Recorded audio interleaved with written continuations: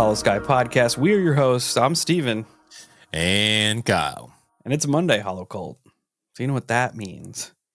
You've chosen us to hang out with you to get you through the work week. And for that, we are forever grateful. Glad to be here. Hope everybody's week goes good. If you're new here, me and Kyle like to talk a little bit. If you don't want to hear us talk about show housekeeping stuff, just fast forward to about the 6-minute mark. We'll get to the crux of the show. If you do want to listen to us talk, cool, hang out. It's fine. If you're not new here, welcome back. And on that note, check us out at all our social medias: Facebook, Instagram, YouTube, Twitter, TikTok, Discord, Reddit. Search up the Holosky podcast and you'll find us there. Come be part of the community, join the cult. It's a cool thing to do. You know the drill. If you have a paranormal experience you'd like to have us feature on a future episode of our listener experience shows, Kyle's got some details for you. I do. holoskypodcast@gmail.com. Easy peasy. Send that shit over there. Steve and I will get it. And eventually we'll get them back online and rocking and rolling. We're getting there. It's a process. We're getting there. But don't worry. We always appreciate each and every one of you sending over your stories. It's special. And we don't want to take away from that. Just time has been dumb lately. Not on our side. Yeah. We're battling the demons that we have once in a while. And you know how it goes. You guys know. I'm just preaching to the choir here. We're trying our best. We try our best. Sometimes it's not good, but hey, at least we're honest. Can't take that away from us. Yeah, that's all we got. If you'd like to support the show, plenty of ways you can do it. We got a Patreon, $7 a month. You can get Patreon exclusive episodes. There's 50 plus over there. You get all our regular content early and also ad free, which I know a lot of people like. You also get some Casket Breath Jams, the AI metal band of every genre you can think of that's from an alternate dimension. You can also get merch drops, kind of be the first ones for new merch drops. Sometimes you get merch coupons, all kinds of good stuff. Speaking of merch, holoskypodcast.com. Got a store tab over there. You can check it out. Shirts, hats, beanies, stickers, anything your heart can possibly desire is over there. Another best way you can support the show is share it word of mouth. Just keep us out there. Share the show drops on the social medias. Share it to anybody you know listens to weird stuff. Go over to YouTube, subscribe over there, like the episodes over there, hype them, all that stuff. Every little bit of traction counts. It cannot be overlooked, and we appreciate everybody that puts the time in with that. You can also go to wherever you listen to podcasts and leave us a 5-star rating and review. When I find them, I'll gladly shout you out. This week's 5-star rating and review comes to us from our friend, Not an Alien. Not You're an definitely alien. an alien. Winky face, I should say. Yeah, you're definitely Not an alien. Winky face. Not an Alien titled this just on me, 5 stars. The guys are awesome. I look forward to every episode. If I were an alien, I'd let them do the probing on me. Oh. That took a turn. That is an unexpected turn. Yeah, it took a turn. Unexpected turn. Got caught in my throat there. He didn't know. You don't know how to act with that. No. Let them do the probing on me. Well, not an alien. I mean, I appreciate the sentiment. You know? I think it's one of the few times we're kind of left speechless. Yeah, you're right. Wow. Yeah. I'll take it. I mean, a win's a win, right? 5 stars is 5 stars, baby. Hey, that's what I'm talking about. Yeah. Yep. Well, not an alien, winky face. Thank you. I'm glad that a lot of us are just pure degenerates. Yeah. Our vibe attracts our tribe. That's for sure. Yeah. That is for I'm sure. okay with that. Yeah. Yeah, but not an alien. Thank you for taking us into consideration and also leaving us 5 stars. It's the appreciated. the last way you can support the show is take the time to support our fabulous sponsors, which you shall hear from right about now. And just like that, we're back. Magically, we're back. And today's case that I'm bringing to you, first off, trigger warning. There is elements of child abuse, child SA Oh in the God. case. So if you're very sensitive to that kind of stuff, you're going to want to skip this one. I mean, I should probably skip this one. Yeah. It's a missing person case, but it's also got supposed paranormal elements to it, but the system failed this poor girl in every possible way you can fathom. So it's kind of like pertinent to the case to see how like bad everything was. And it's really disheartening, but That's sad. yeah. Yeah. And you guys this is drops Monday. You're going to hear a lot more about it. You've probably seen commercials coming out because there's going to be a documentary on Discovery coming up next week, the 29th, on the same case. So I figured we'd dive into it. The disappearance of Theresa Ann Bier, also known as the kidnapped by Bigfoot case. So I'll do a little synopsis here before we get into the crux of the show. On June 1st, 1987, 16-year-old Theresa Ann Bier was about to go on an adventure. She was going to skip school and go on a Bigfoot hunt. She and a man by the name of Russell Skip Welch, who was 43 at the time. Yeah, that sounds safe. Yeah, sus. Yeah. Would head off to the mountains of the Sierra Nevada, where she would reportedly become separated from him while they were looking for Sasquatch. Welch was subsequently charged with abducting Theresa, but the charge was later dismissed. They went camping near Shut-Eye Peak, about 25 miles northeast of Bass Lake in California, and he was questioned by deputies when he returned without her. She was last seen at around 7:20 p.m. Welch explained that Bigfoot had abducted her, but foul play was suspected. Searches throughout the region produced no sign of Bier. She has never been seen again, nor has any evidence turned up. Was this a simple case of kidnapping and murder by a man high on meth? Or was it, as Skip claimed, a Bigfoot abduction in the Sierra Nevadas? So he was a meth head? Oh, yeah. Oh, fuck. She came from, but she didn't stand a chance, which is devastating. So not that I want spoiler, they never find her again? No. I'm already conflicted early in the story. Like, because my sus radar is going off and being like, dude, you're a psychopath and you did something with this girl. Which is where 99% of everyone stands. Except that he has woven such a tale that had taken place that and the lack of evidence means he got to roam free until he died. What? Yeah. All right. Well, I need to hear this out before I make my judgment, but I am leaning heavy to crucifixion. So before I get into this, the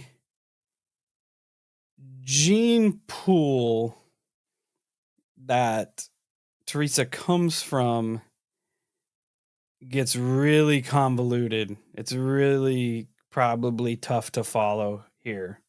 So bear with me. Okay. So she was born on April 16th, 1971 to Shirley and David Bier. Theresa grew up with her mother, Shirley, and her father, David. The couple also had 2 other daughters, Yolanda, who lived with David's grandmother, and Vicky, who lived at home with Theresa. According to a book written by journalist J. O'Connell in 2020 called Meth, Murder, and Bigfoot, a California crime saga, Shirley was horribly abusive to her young daughters. When Theresa was about 3 years old, she was severely injured and ended up in the hospital. Shirley had pulled Theresa's legs between the crib beds and twisted them so bad that they were broken. She had also beat Theresa, breaking several ribs. At this point, social services stepped in and took Theresa and her sisters away. About the same time, Theresa's parents split up. Theresa and her sister was placed in foster care with a woman from the local church named Sylvia Pierce. There's not a whole lot of information that I could find about this like specific era of her life, but what I could find, it seemed like the foster system was doing her well when they placed her with Sylvia. She was doing better. Things were going good. The foster family was loving and took care of them. Unfortunately, a few years later, Theresa's father, David, decided that he wanted custody of the girls again. He had divorced Shirley and he was remarried to a new woman named Marjorie. And he went on to get custody of the girls. It's going to get crazy here.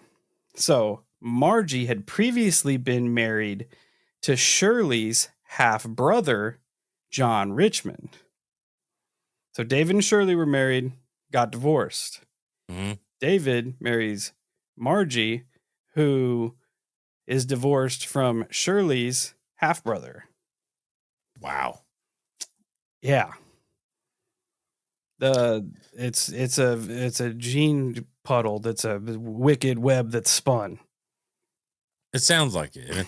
I don't know. I'm just trying to take it in.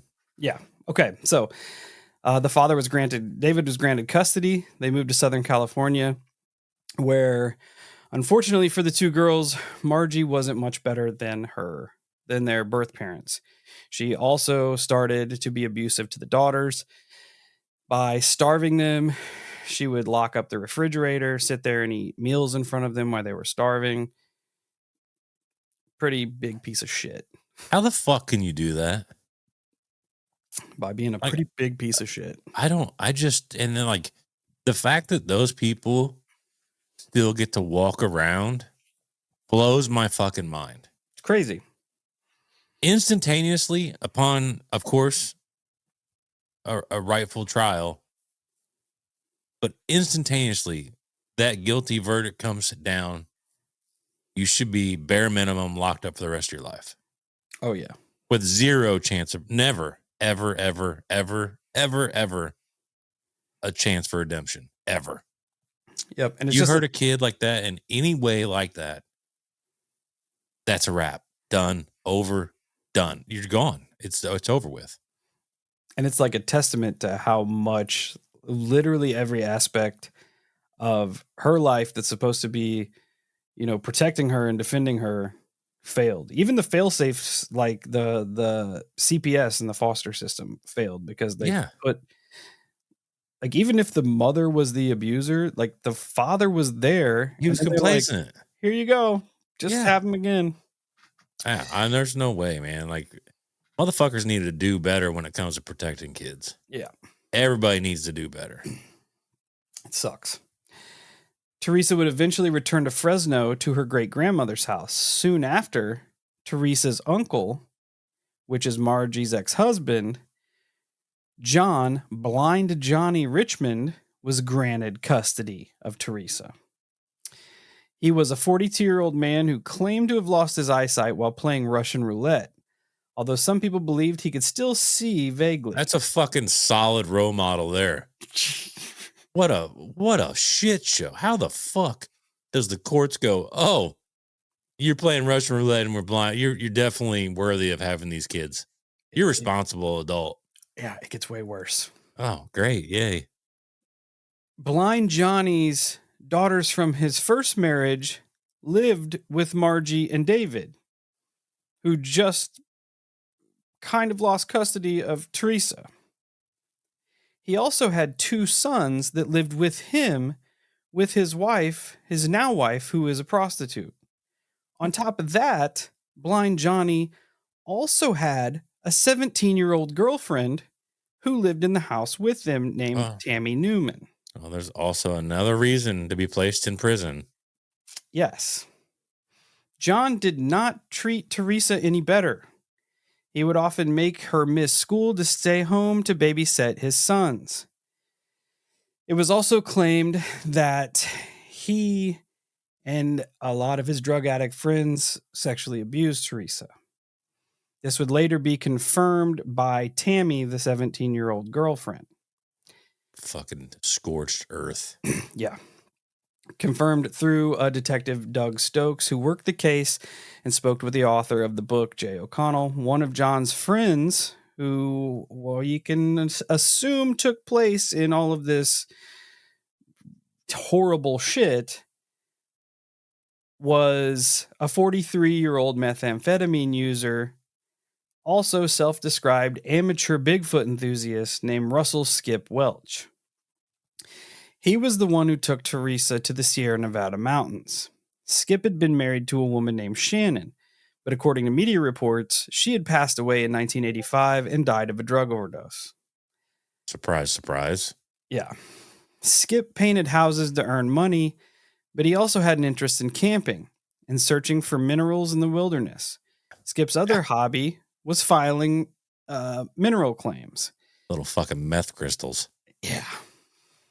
Not like this girl didn't really stand much of a chance. I know that I'm speaking out of turn here, but it's fucking ironic that when it comes to child safety, all of this shit is always exposed well after the fact of a passing or disappearance.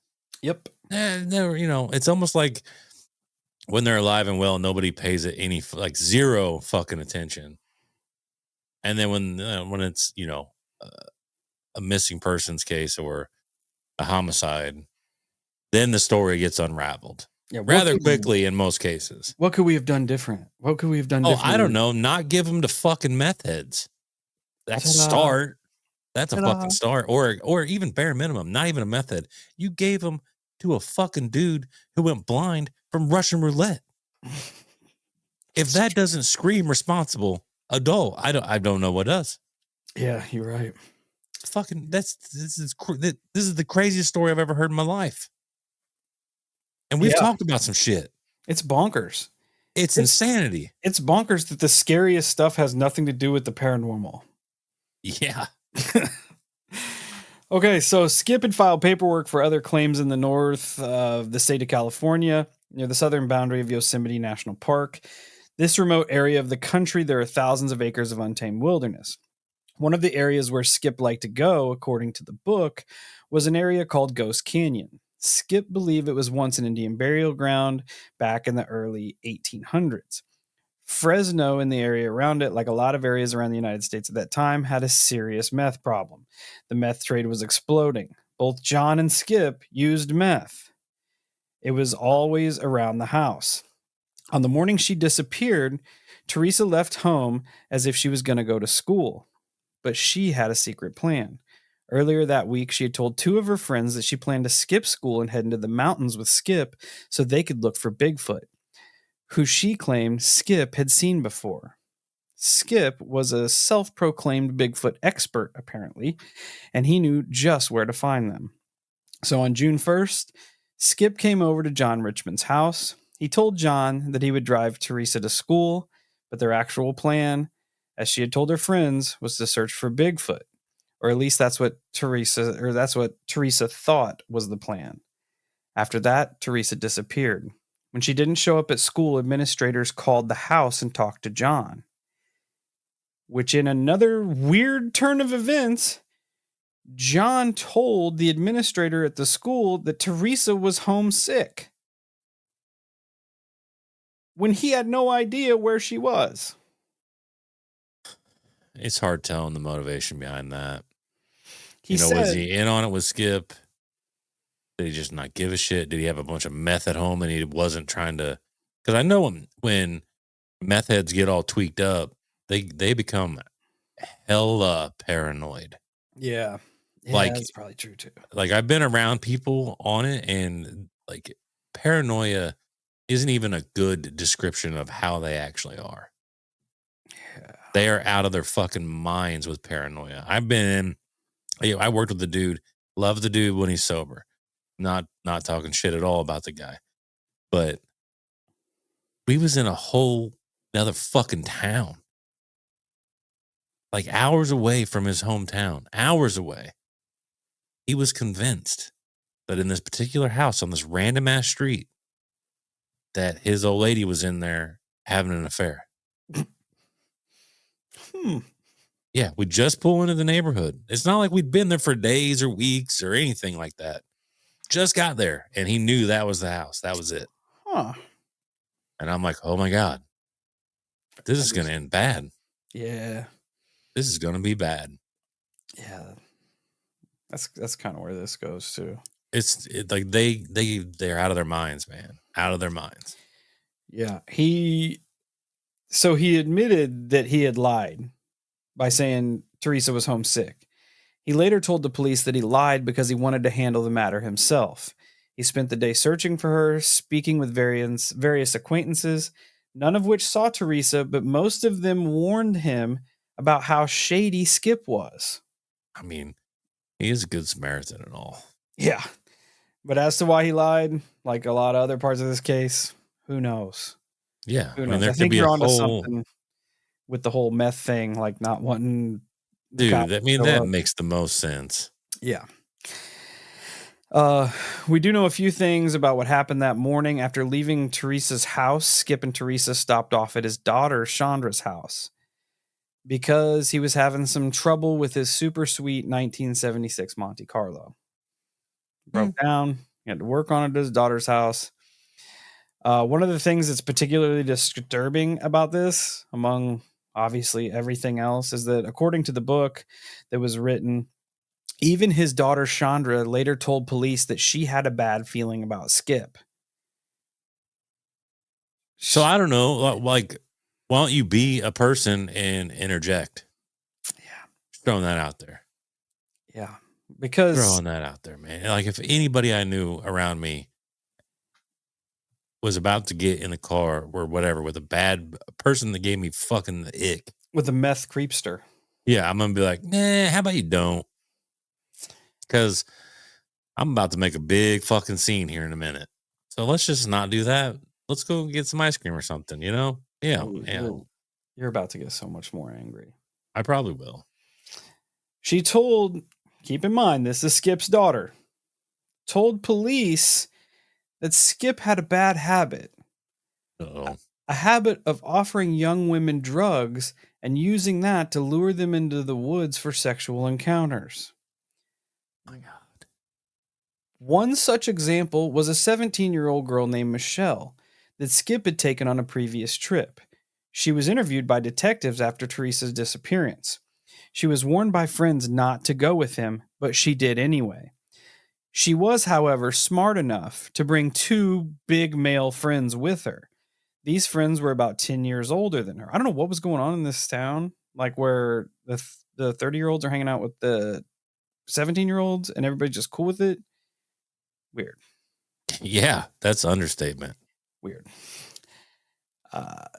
10 years older. One of them was a guy she was casually seeing named Sam, and another guy named Corky. Cool. Well, while they were out there, Skip started taking a lot of meth and said that he saw a white monster in the woods. Apparently, during this time, Skip started talking about how Bigfoot worshipped women, which at first kind of seemed like a positive thing to them, but then Michelle said that Skip started talking about satanic sacrifices. She said that all of them were terrified, and it's not clear whether the things that Michelle and the other guys saw and heard were from paranoia or possibly drug use, or whether they were freaked out by the environment and the stories, or whether they actually saw or heard something. But according to the book, Michelle told police that later that night she woke up screaming. She said she saw something that she described as a white being, 3 foot tall, with big eyes, something she said that looked like the devil. She started running in fear and almost fell off a cliff, but Corky grabbed her before she could go off the cliff. Yeah, there's so many problems. Yeah. You know, I mean, I want to believe that, but at the same time, you're with meth heads and you're underage and you're casually seeing one of these dudes that is not underage. And like, she could have been easily drugged. Yeah. Furthermore, it's even more disturbing and alarming that everyone around Skip knew he was a piece of shit and literally no one did anything. Nope. They would just be like, yo, Steve, Skip is a little bit of a graper. You should probably not hang out with him. And then you're like, yeah, but I'm going to go hang out with him because we're going to find Bigfoot. And it was only afterwards they started telling the detectives and shit, like, yeah, he took this girl to the forest and she disappeared. I knew it was a little weird. That's what I'm saying. Like, why? Why did no one do anything? It's fucking crazy to me that people like, what you're afraid of making Skip mad? He probably weighs 103 pounds soaking wet. He was probably he can't bite you because all of his teeth are gone. He was probably everyone's meth plug. Probably. Yeah. So old Skip here seems to have an MO about him that's taking underage girls into the woods to look for Bigfoot and then mething them. Is Skip still alive by chance? No. Damn it. No. I was going to say, I hope that the end result of all of this and the documentary coming out and all that in this episode, I hope that word gets back to Bigfoot and Bigfoot is pissed. Yeah. Because they have now tainted his name and his good reputation. Yeah. And he goes on the hunt for Skip. That would be. Or you know what? Guardians of the Woods. Bigfoot putting out the call there, man. Find the meth heads. That would be. I won't say anything more past that, but cryptid justice. Yes. I mean, you'd catch a lot of respect if that's what you turned into. Yeah. And with that, on June 1st, 1987, Skip and Theresa loaded up in a super sweet busted 1976 Monte Carlo and headed into the Sierra Nevada mountain range near Shut-Eye Peak. At 9:30 that night, when Theresa still wasn't home, John finally called the Fresno police to report her missing. 4 days later, on June 5th, 1987, a police officer spotted Skip's brown, super sweet 1976 Monte Carlo by a trailer park near North Folk, a town in the foothills of the mountain. It would later be explained that Skip had come down from the mountain to visit a friend, Dorothy Davis. He was distraught and told her a story about a young girl who had been taken by a satanic group and was physically changed into a white-looking creature, and she was being kept in the Sierras. Davis said Skip was definitely high and assumed he was delusional. She also reported that his car was more beat up than usual and had multiple dents in it. A few days after Theresa was reported missing, blind Johnny received a threatening phone call from a young female. She told him that Skip was packing a pistol and wanted her to say to him, "If you continue to make trouble for him, you will have more trouble from him. Even your kids can get hurt." And quote, "Tell the police that Skip had taken Theresa to school, dropped her off, and an unknown blonde girl had picked up Theresa." End quote. 5 days later, authorities were able to find Skip at his mother's house in Sunnydale, Fresno. He was arrested for a previous drunk driving violation. During this questioning, Skip said he was a Bigfoot expert. Quote. Of course he was. And spoke very seriously about Bigfoot. He claimed that there was a very large number of them living in the mountains in underground caves, and that he had communicated with them on several different occasions. He was absolutely serious about this theory that there were bipedal, ape-like creatures living in the mountains. Skip said not only had he seen them, he had interacted with them on multiple occasions, and the creatures who lived up with the Bigfoot and other creatures that lived up in the mountains. He said that he had, quote, not violated them, and that therefore they made themselves readily available to him. End quote. Whoa. Yeah, take that. However, I mean, is like he insinuating what I think he's insinuating? Skip's a creepster. So let's Like, not put it past him. I mean, Skip's obviously not a very humble person. No. Yeah, insinuating that he even has the ability to violate a Bigfoot. Have not violated them, so they make themselves readily available to him. I hope that's not what he means. Me too, but he's a weirdo, so He's definitely a weirdo. We can't cut it out. So Yeah. He said he had taken pictures of Bigfoot on multiple occasions. According to the book, Skip had even taken his alleged Bigfoot Polaroids to an expert, the chair of the anthropology department at Fresno State University. This anthropologist agreed to meet with Skip and look at his pictures.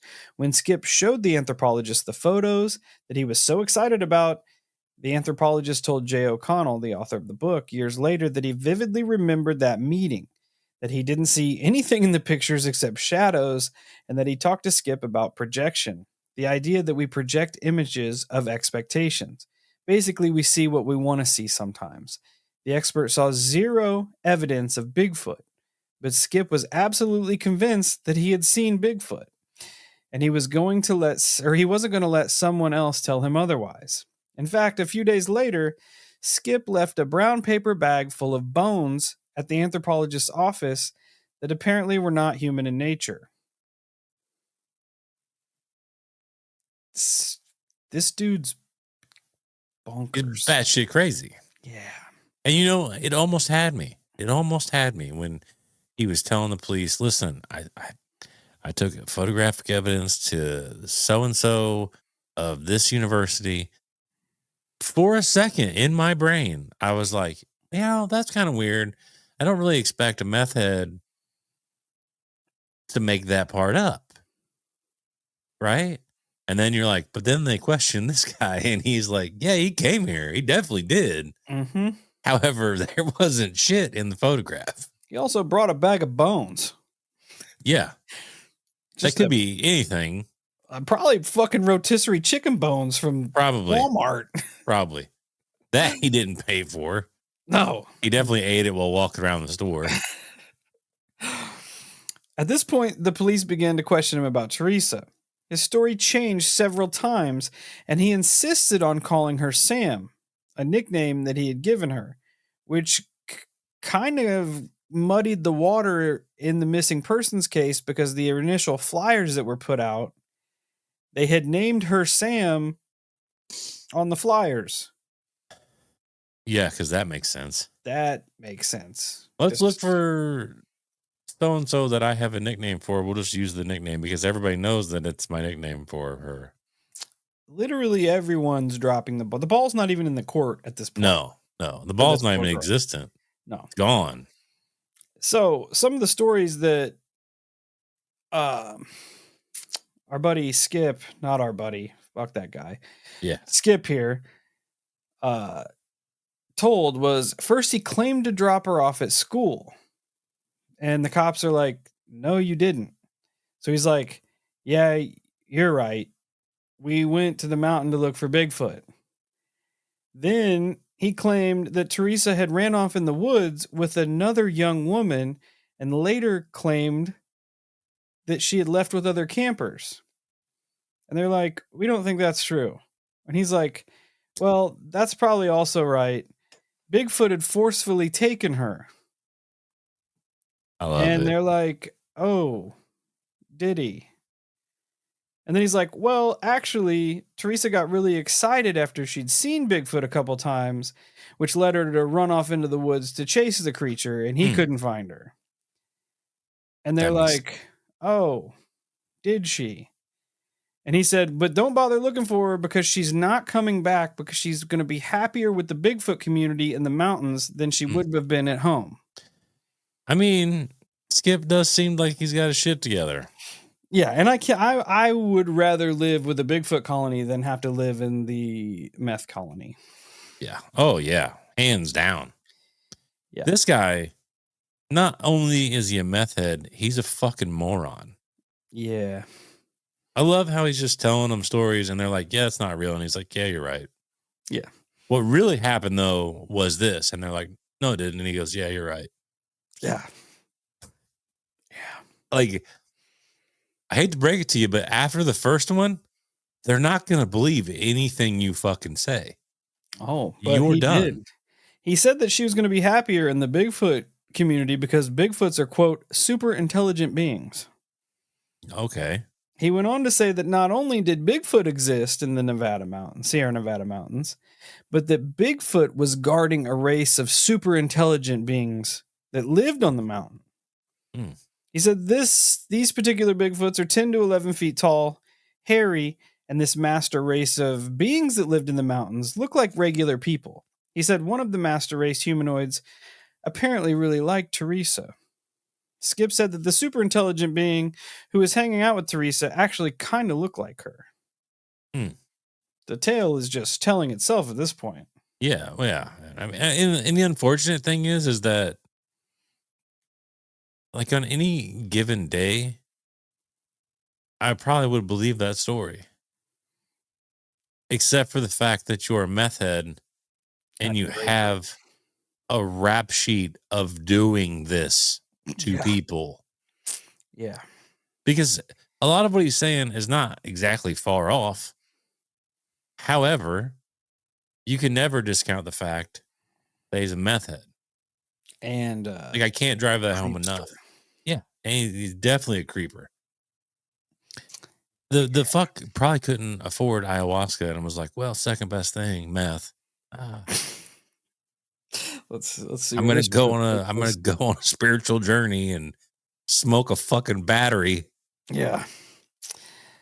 So Skip said the super intelligent being who was hanging out with Theresa actually kind of looked like her, and that they were the same age, both medium height, and he said they ran off together to escape our abusive household. After that, Skip told this wild story about being attacked by a devil-like creature.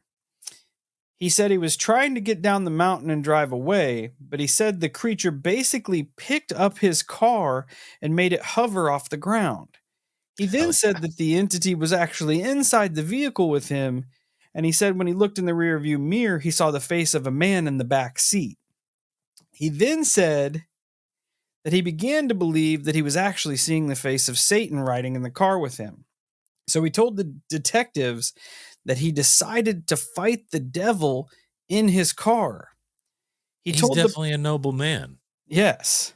Yes. Because the police started asking him, hey, Skip, your hands are kind of fucked up. What happened? He told police that he started swinging at the devil, but instead was hitting a super sick wooden speaker box that he had in the back of his car while trying to fight the devil. He then showed the detectives a bunch of wounds on his hands and scratches all over his knuckles that he said he got while trying to fight the devil and accidentally punching his wooden speaker box. Yeah, yeah. I mean, not that far-fetched. No. Oh, God. Skip told detectives that he managed to escape this devil spirit by calling on the power of Jesus. And after he apparently exorcised the devil from his car, that's when he drove down to his friend's house in Norfolk. But he said he returned to the mountains the next day where he saw Theresa again. He said she was running through the trees with this other super intelligent humanoid girl. He called out to her, but she didn't respond. At one point during the police interviews, Skip says, without the officers asking anything pertinent at all, that if they happened to find Theresa, there would be no signs of sexual abuse. He claimed that she was willing to do things with him, but he would have never done anything with a young girl. That was not his nature. Oh, Pretty much okay. everyone in the town begs to differ, Skip. Well, I mean, Literally everyone. real question. At what point do the police just stop entertaining the nonsense? I don't know, man. I feel like they're so I don't know. It's like Because it's a way there's no fucking nobody in their right mind sits down with this guy and goes, yeah, he's definitely. I mean, he made a good point. You know, she definitely wanted to do things with him. He didn't force it. And I mean, I could see how you would think that he forced her because his hands are all fucked up, but he did punch a speaker box, fighting the devil. fighting the devil, you know. So I mean, technically the story lines up. Like, at what point did the police go, Shut up. dude, I feel what like the they're like fuck? wading through the bullshit to try to get any semblance of truth. But at that point, you know that you can't. Fair. You know that you can't. That this dude is literally, you'll call him on it and he admits it. He goes, yeah, you're right. What actually happened was this. And then you're like, no, it didn't. Yeah, you're right. And then he does another one. It's depressing. Like at this point, I feel like the answer is pretty fucking obvious as to what happened, because no one, absolutely no one, comes forward and goes, listen, if you do find her and she starts telling you about how we did stuff, I just want you to know that she wanted to. Well, he said there wouldn't be any signs of it Oh, because he wasn't like that. She wanted to, but he but said he that they said did no. do stuff. No, he said they didn't. Oh, I thought you said that he said that they did No. do stuff. He said if they found her, there would be no signs of sexual assault because that was not his nature. Said she wanted to, but he said no. Gotcha. However, like you said, everyone in town begs to differ. Said that is your nature. Yeah, that's definitely what you do. And not to mention, you talked about possibly violating Bigfoot. Yeah. That's a weird thing to say. Jesus. Yeah. Because I mean, Bigfoot may semi resemble humans, however, not. And so by you saying that, in my head, isn't a whole lot of different than you being like, yeah, I mean, the horse over there is my friend. I knew it was going to end up at that route at some point. Yeah, right. I mean, yeah, you know what I'm saying? Like, I don't even want to think about that situation. And However, Bigfoot is the guardian of super intelligent beings. true. I love that description too. I mean, she's with a super intelligent being.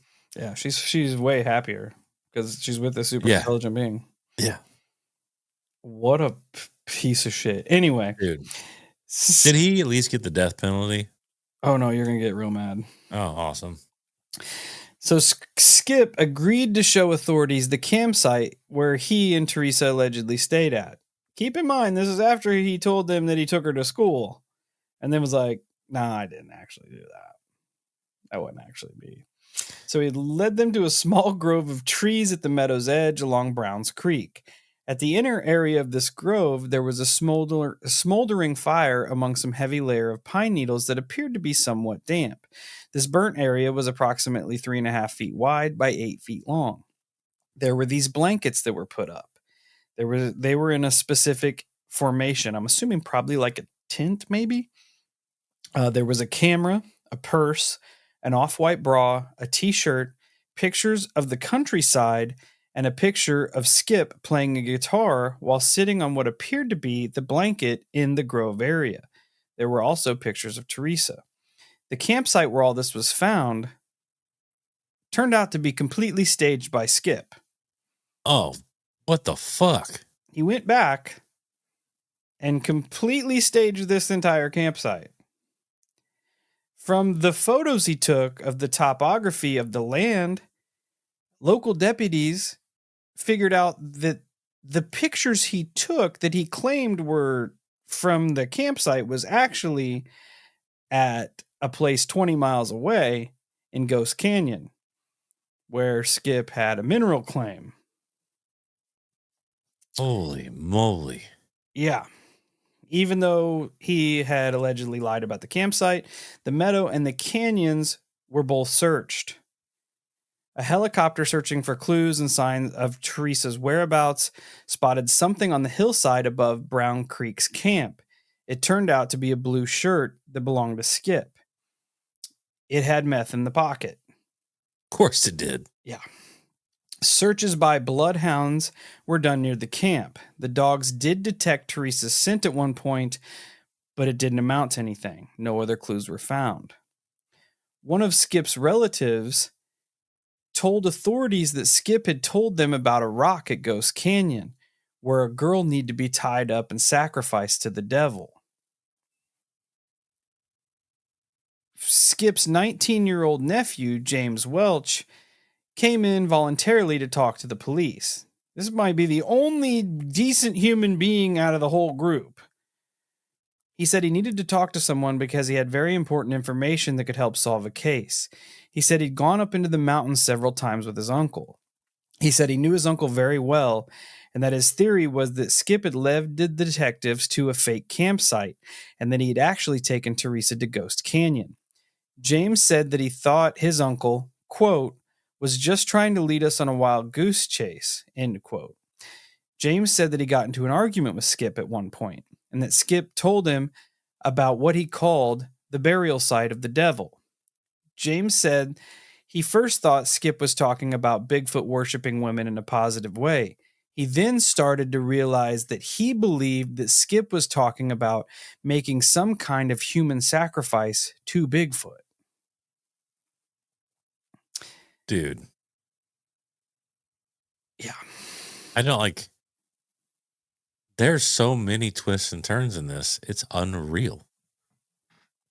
It's crazy. It just it legitimately screams delusional meth head. Yeah.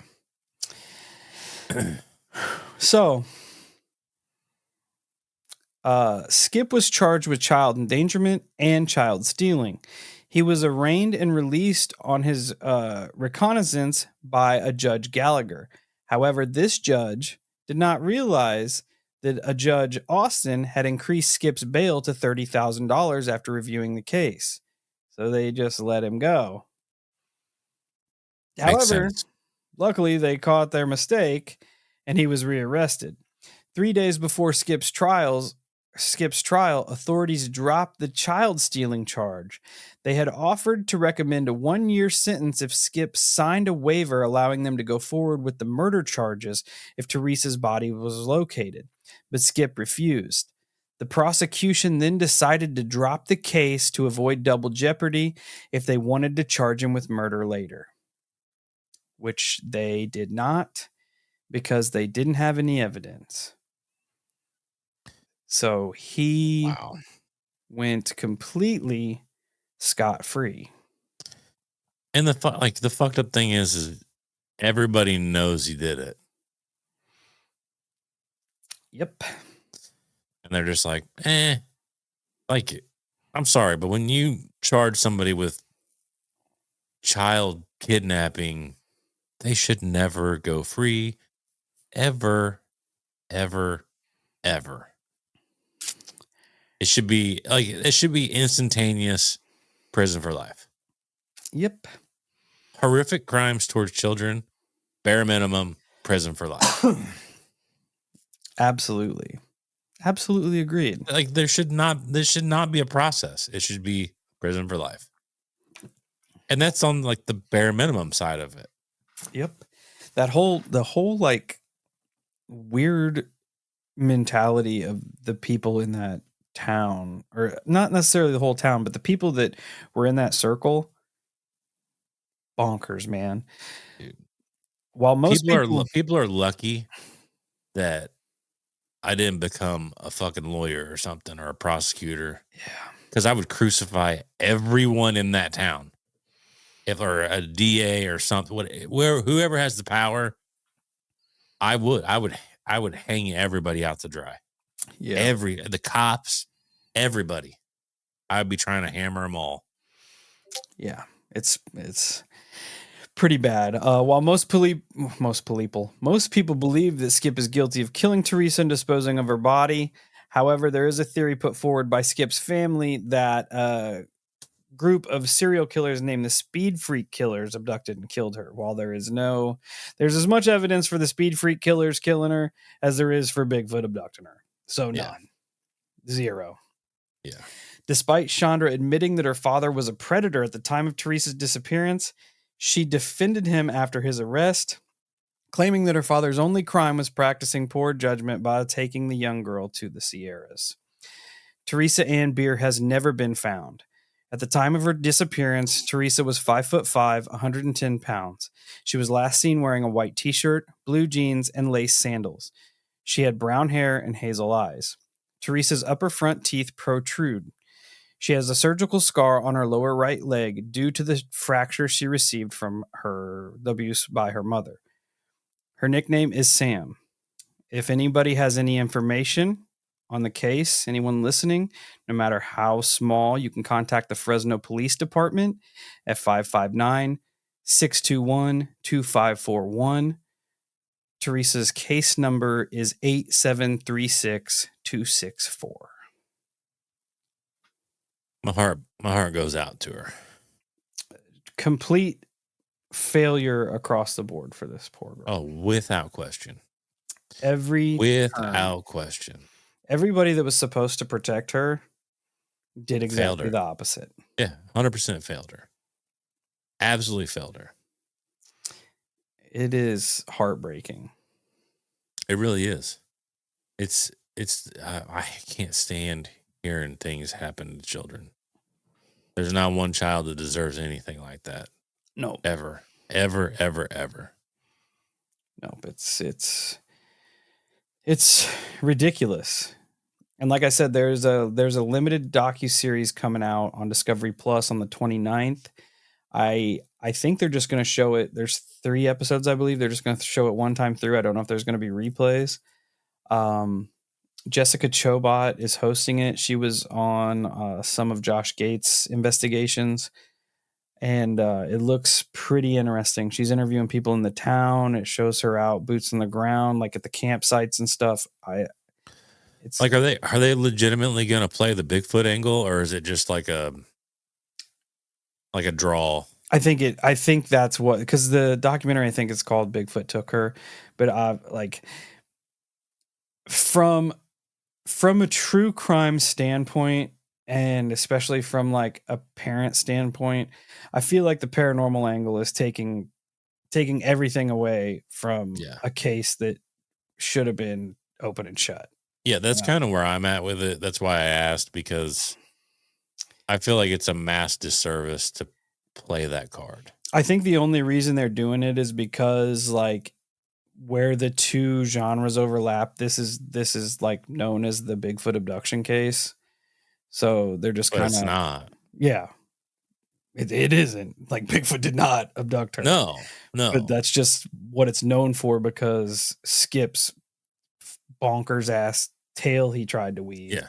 Like, and don't get me wrong, I would legitimately be more skeptical. I can't say that I would believe Skip, because he's a proven piece of shit. But the thing to me that proves that this isn't paranormal is the simple fact that he didn't stick with his story. Yeah. He started lying and then just continued lying. Yeah. Yeah. And like, if he would have had a story about Bigfoot and 100% stuck with it and just kept, and that's it. That's my narrative. That's my thing. This is where I'm staying. I would be a little more on the fence. I'd be a little more on the fence. In my gut, would still tell me Skip did it. However, I'd be a little more on the fence and being like, man, like, this is a tough one because he didn't deviate. However, the simple fact that they go, no, it didn't. And he goes, yeah, you're right.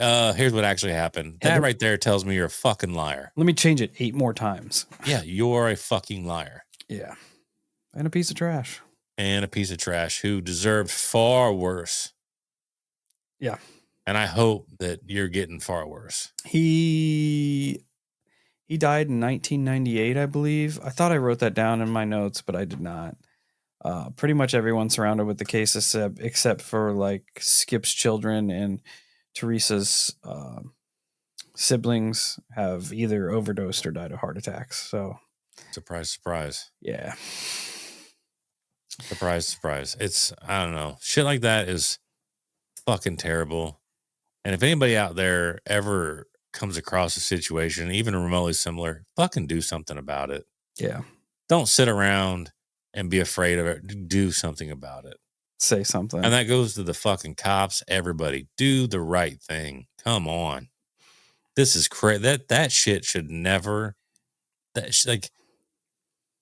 should have not happened 50 times over. The fact that it played out the way that it did is asinine. Yep. Like I said, it's just testament to that, to Theresa being failed on literally every front of her life. Dude, From and the moment she was born, everyone failed her. Yeah, you're not wrong there. Like, that's 100% facts. Sucks. And I just do not understand. I'll never be able to wrap my brain around it. How you could hurt a fucking 3-year-old like that, or a 9-year-old, 12-year-old. I just cannot fathom it. Nope. Even a 17-year-old cannot fathom it. Oh, that's what I was thinking. Like Maddox will turn 16 the end of December. Like, he's still a kid. Oh, yeah. He's still a child. Dude, you're still a kid in your fucking early 20s. Yep.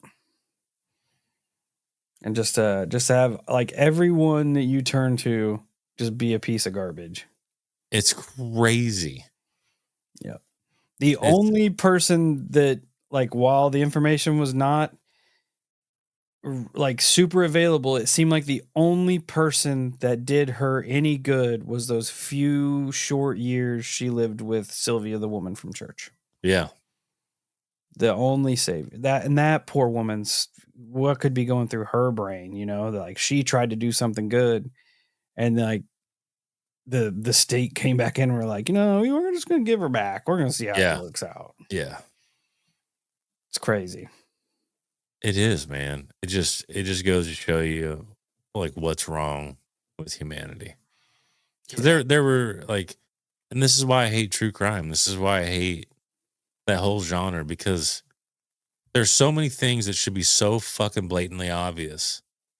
And whether it be the court systems or the police or the family or whomever, everybody just goes, well, we just, we're following, we're just following the rules, guys. Fuck that. Do the right thing. Fuck that. Yep. And that. And this piece of trash didn't get anything. It's crazy. Anything. It's fucking crazy, dude. $30,000 bond, all wiped because I'm assuming they thought that they were going to find her body and get him for murder, and they didn't. They didn't find anything. Assuming she is deceased, which, golly, I hope not. I hope she's just hiding. She made it out and she's hiding. Assuming she is deceased, odds are it's not very far from his little gold mine or mineral fucking claim. No. And there's probably so full of mines out there, like he probably had knowledge and capability of hiding her. Sure. Best case scenario is she's living with Bigfoot and the intelligent beings in the Sierras. Let's hope. Best case scenario. Let's hope. But yeah, that was kind of a somber one, but I know that it's going to be ticking off on Discovery Plus, and people would probably want to hear our take on it and kind of see how it lines up. I'm interested to see what kind of information they got compared to the information in the book and the information I listened to a couple podcasts, and just kind of put that all together. Did you hear any other consensus that was convinced that it was Bigfoot? No. Okay. Zero evidence for Bigfoot outside of Skip saying that it was Bigfoot. Yeah. Which he also said she voluntarily went with Bigfoot. Bigfoot forcibly abducted her. It was the super intelligent beings that look like her that she ran off in the woods with. The Satan worshippers turned her into a white devil. You can That's just kind of crazy. just pick. You pretty much everything he said Was a lie. was a lie. Yeah, 100% Crazy. a lie. Crazy case. That is crazy. So, like you said, I fully agree and support like them mentioning Bigfoot as a possible, or as the tag, the headline is just a disservice to the whole thing. yeah. Yep. I feel like it takes away from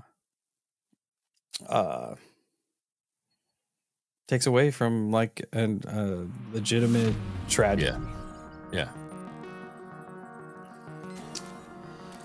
So yeah, that's it for today. Holocult. Again, if anybody listening out on the West Coast around Northern California know anything, heard anything, traipse around that area, seen anything, contact the Fresno Police Department.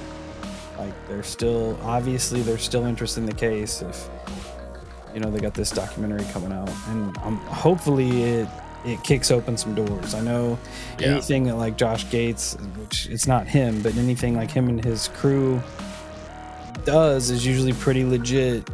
And like I said, she was a member of that show for quite a while. Hopefully she gets the ball rolling, gets some new interest, gets people talking.